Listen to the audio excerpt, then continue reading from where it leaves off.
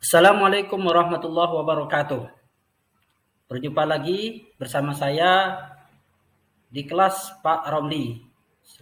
Saat ini saya akan menjelaskan kepada siswa-siswi semuanya tentang materi Rasul-Rasul itu kekasih Allah Subhanahu wa taala.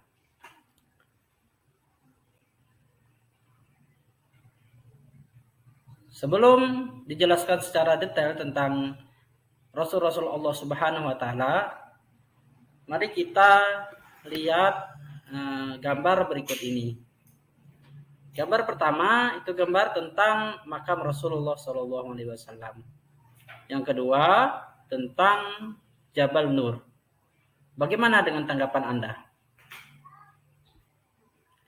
Selanjutnya, Bapak akan menjelaskan tentang apa itu iman kepada Rasul-Rasul Allah Subhanahu wa taala. Bagaimana? Yaitu iman kepada Rasul-Rasul Allah Subhanahu wa taala yaitu meyakini bahwa Rasul itu benar-benar utusan Allah Subhanahu wa taala. Apa itu tugasnya?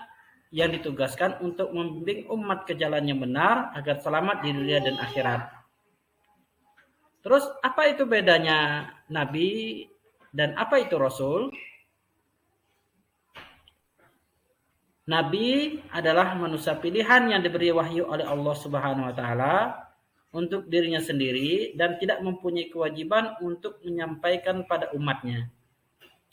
Sedangkan Rasul adalah manusia pilihan Allah Subhanahu wa taala yang diangkat sebagai utusan untuk menyampaikan firman-firman-Nya kepada umat manusia agar dijadikan pedoman hidup.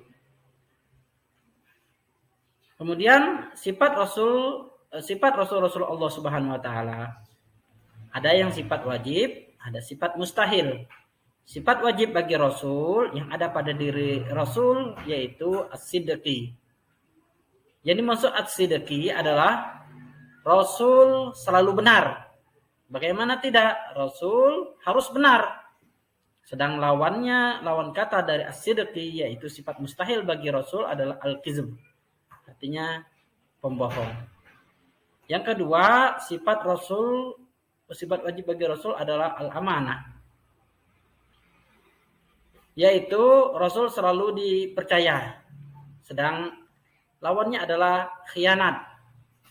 Yang ketiga, tabligh. Yaitu Rasul selalu menyampaikan wahyu. Dan sifat mustahilnya adalah al-kitman, yaitu menyembunyikan. Rasulullah selalu menyampaikan semua perintah ataupun larangan dari Rasulullah dari Allah Subhanahu wa taala dan mustahil itu disembunyikannya. Yang selanjutnya adalah sifat wajib bagi Rasul adalah al-fatonah, yaitu Rasul memiliki kecerdasan yang tinggi. Contohnya ketika Rasulullah SAW terjadi ada sengketa tentang pengangkatan batu Hajar Aswad. Ketika itu kaum Quraisy sedang bersengketa.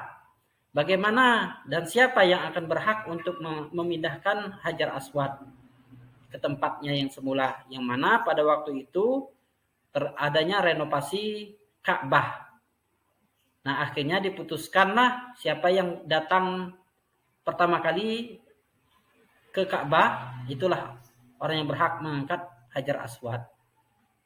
Ketika ditunggu-tunggu ternyata yang datang melalui pintu Ka'bah tersebut adalah baginda Nabi Muhammad SAW.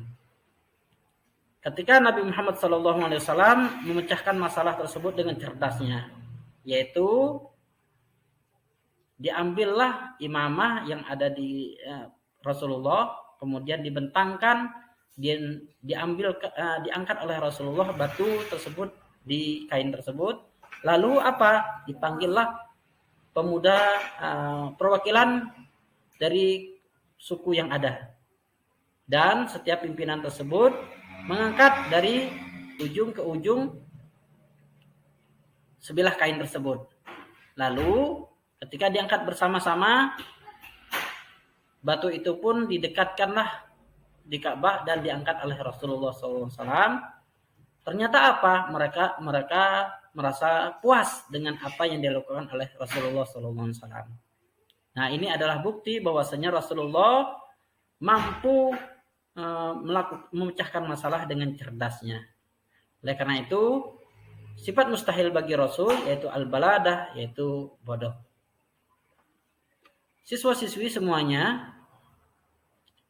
Kemudian sifat yang lain adalah sifat jais bagi Rasul. Hal ini sesuai dengan firman Allah dalam Quran surah Al-Mu'minun surat 23 ayat 33.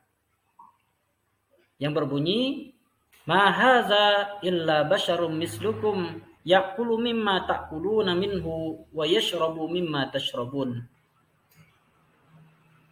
Orang ini tidak lain hanyalah manusia seperti kamu. Dia makan seperti apa yang kamu makan dan dia minum seperti apa yang kamu minum. Jadi sifat jaisnya yaitu makan dan minum seperti manusia biasa. Namun siswa-siswi semuanya ada sifat-sifat yang tidak terdapat pada manusia yang lain atau rasul yang lain yang dimiliki oleh Rasulullah SAW, yaitu ismatur rasul, artinya orang yang maksum. Nah, Rasulullah ini adalah manusia yang maksum, artinya terbebas dari salah dan dosa. Karena apa yang terdapat pada diri Rasulullah itu adalah wahyu dan diwahyukan oleh Allah Subhanahu wa taala.